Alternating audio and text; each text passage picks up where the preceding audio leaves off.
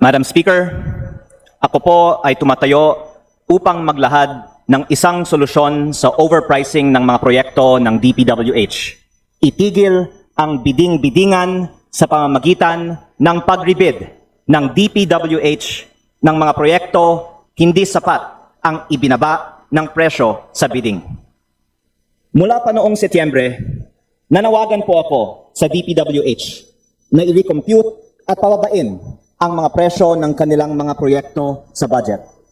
Isa ito sa mga rekomendasyon na ibinigay sa akin ni dating DPWH Secretary Babe Singson na noong panahon ng administrasyon ni Pangulong Benigno Aquino ay nagpatupad ng across-the-board 10% cut sa presyo ng mga proyekto ng DPWH.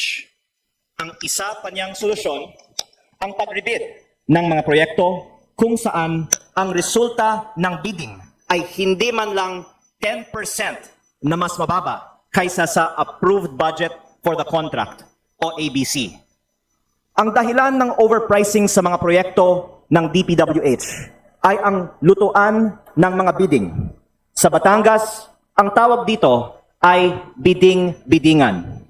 Ayon sa lahat ng aking mga nakausap tungkol dito sa unang distrito ng Batangas, halos lahat ng mga proyekto ng DPWH ay bidding-biddingan. Hindi tunay ang mga bidding ng mga proyekto ng DPWH. Naranasan ko ito mismo dahil nung ako po ay bagong halal, kinausap ako ng aking district engineer at ipinakita niya sa akin ang listahan ng mga proyektong for bidding sa aking distrito na may nakasulat na mga pangalan ng mga politikong nagpapondo ng mga proyektong ito at mga kontraktor na kanilang pinili. Ang dokumentong ito ay maaari kong isumite sa Kongreso at maaaring maging bahagi ng isang inquiry ng Committee of Public Works and Highways. Ito ay tugma sa naging testimonya naman ni dating Undersecretary Roberto Bernardo na nagsabing halos 100% ng bidding sa DPWH ay luto at mga nananalong kontraktor ay pinipili kasama ng mga natatalong mga bidder. Maging ang ombudsman ay nagpahayag na sila ay nag-iimbestiga sa practice kung saan ang mga losing bidders ay umano'y binabayaran ng humigit kumulang 3% na bahagi ng DPWH contractors sa mga kontrata na tawag sa Batangas ay mananahod. Naging posible ang ganitong sistema dahil kailangan ma-pre-qualify ang mga bidder ng district or regional office ng DPWH at maaaring humanap ang DPWH ng butas sa napakaraming mga dokumento upang i-disqualify ang isang bidder. At kahit manalo pa isang kontraktor, maaari pa rin silang pahirapan sa implementasyon ng proyekto o sa paniningil sa bayad nito. Kaya dahil dito, alam ng ibang mga kontraktor na wala silang pag-asang manalo kung hindi sila ang piniling manalo at madalas ay hindi na lang sila bumibili ng bidding documents.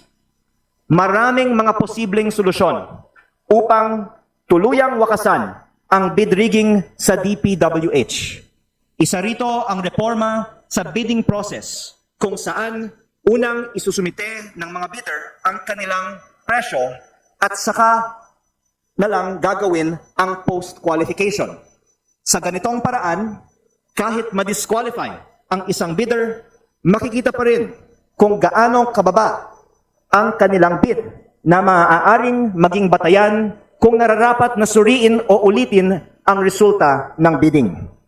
Isa pang solusyon batay sa testimonya ni dating Undersecretary Bernardo ay ang pag-auction ng mga proyekto upang maiwasan ang sabwatan o collusion ng mga kontraktor at mapilitan silang magbigay ng pababa na presyo.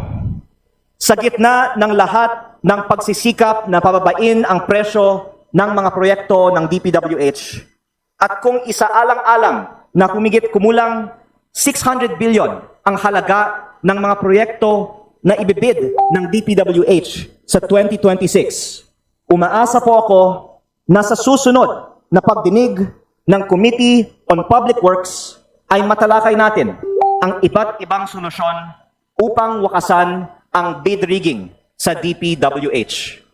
Kasabay rito, umaasa rin ako na gagawin ni DPWH Secretary Vince Dizon ang ginawa noon ni Secretary Babe Singson na ipa-rebid ang mga bidding na hindi sapat ang ibinabang presyo mula sa Approved Budget for Contract o ABC.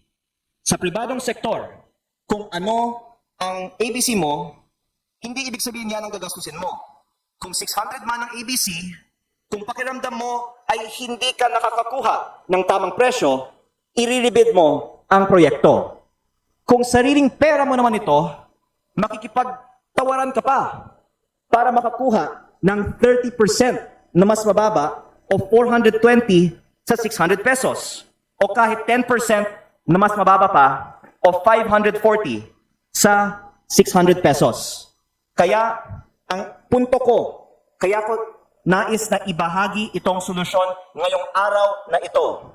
Nasa kapangyarihan ng Secretary ng DPWH ang mag-rebid ng mga proyektong hindi sapat ang ibinabang presyo mula sa Approved Budget for Contract o ABC. Nasa kapangyarihan din ng Kongreso na i-audit ang resulta ng mga bidding sa DPWH at gampanan ang ating oversight function. At ako po ay nagvo-volunteer sa Committee on Public Works para tumulong sa oversight function ng Kongreso sa lahat ng mga bidding ng DPWH sa buong bansa upang matiyak natin na walang pera ng taong bayan ang mawawala sa lutong bidding o bidding-biddingan sa DPWH. Maraming salamat po.